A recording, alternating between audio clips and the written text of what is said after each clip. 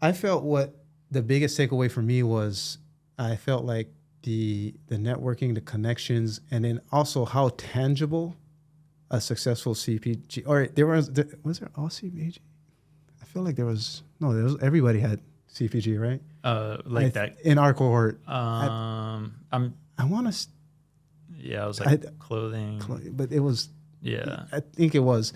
I want to say like I felt the success for CPG was so tangible after that because of being put at the same table, like Mauna Loa, CEO, like going to Tory Richards, like shout out to Josh, like all of that kind of stuff made it feel super tangible, which is great. But I really wanted this kind of conversation where it's like, no. Today we're just talking about pricing. Yeah. Okay, let's talk about how many times I messed up in the past. Like, obviously, you want to create that cushion from the get, right? Yeah. But what is that cushion?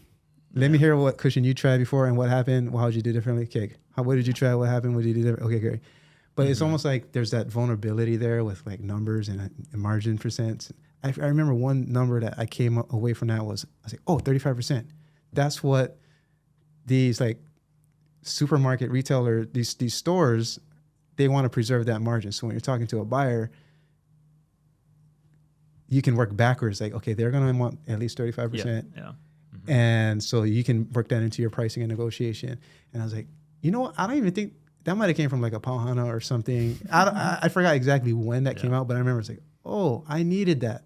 Yeah. A solid objective. Just a number. Work from there.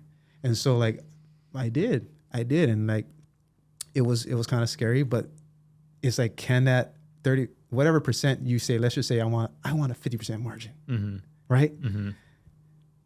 Is that going to be accountable, or can that be enough of a cushion for the unthinkable? Yeah. Like no one knows, right? So it's always like a guess part. Yeah. What I kind of tried to do is I went backwards. So I went, how much will someone pay for this product? Will they pay $7, $8, $9, $10? Like, what is someone going to pay for this product? And I kind of worked the numbers back like that. When you say someone, you talking about the buyer or the consumer? So the end of line consumer. Like when they walk into a store, are they going to buy a bag of chips for $7 or $9? Like what's the limit? Where are we at? I mean, if they can only buy it for $4, then I'm not going to do chips. I'm going to go do something else because there's obviously no money. So before really getting into anything, I just say, hey, like, what do I think, or what I've seen through sales and the products out there, what is a consumer willing to pay for like this product? And then I work it backwards. Okay, so then the food line or the retail store is going to need 35% margin or somewhere up or down of that number. Yeah. Generally, that's just a basic number. And then I say, okay, then like what do I need? Do I need 50%, 30%, 60%? Like whatever. And then I kind of work it down. Okay, then here's my cost. I try to do it just the other way and see, because you want to start at the top. What you definitely shouldn't do is say, okay, these are my costs. This is how much I want to make.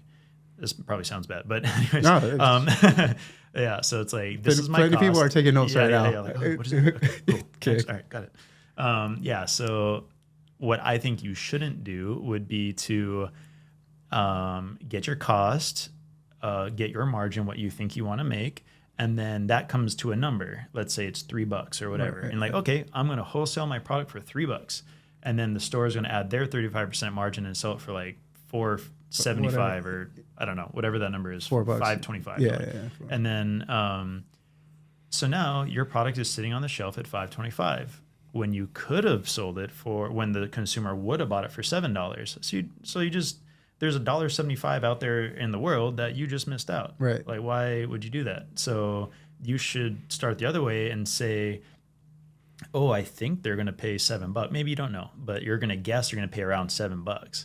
And then you go, okay, the store is going to take 35%. So, okay, now I have to sell it to them for like $4.19 or something like that.